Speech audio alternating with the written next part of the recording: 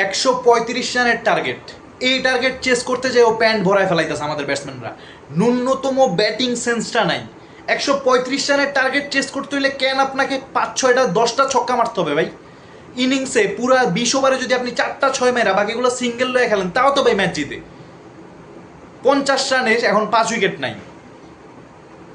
কোনো batting sense মানে ন্যূনতম ব্যাটিং সেন্স এদের মধ্যে নাই। 135 রানের টার্গেট ভাই, মনে হইতেছে যে 200 রান চেস করতে নামছে, এতটা নার্ভাস ভাই। তোকে ফাইনালে যাওয়া লাগবো না, এই ম্যাচ বাংলাদেশ হারলে ভালো, হুদাই ফাইনালে যেয়া কোনো কম্পিটিশন দেখাইতে পারবো না ইন্ডিয়ারে। শেষ ম্যাচ যেই লাও হেই গদু, এই দল যদি আজকে পাকিস্তানের সাথে জিতাও যায়, জিতার কোনো সম্ভাবনা নাই। যদি জিতাও যায় ফাইনালে যায় কি ইন্ডিয়ার সাথে এশিয়া কাপ জিতবো? কোনো মতে সম্ভব এটা? এশিয়া কাপের আগে কাগরেলে লাফাইছিলাম, এই যে তাওহিদ হৃদয় ওপেনারদেরকে নিয়ে অনেক আলোচনা হয়েছে, এশিয়া কাপে এবার ফাটায় ফেলাইবো, এই করবো এই করবো, দুইটাই ফ্লপ। তানজিদ তামিম, পারভেজ ইমন দুইটাই ফ্লপ।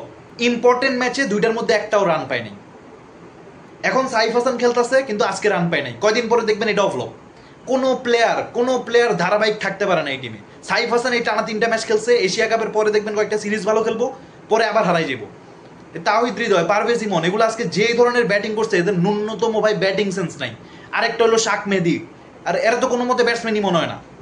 এটা কোনো দিক দিয়ে ব্যাটসম্যান না, এটা যদি মুস্তাফিজেরও পরে নামায় তাও ভালো। উদয়।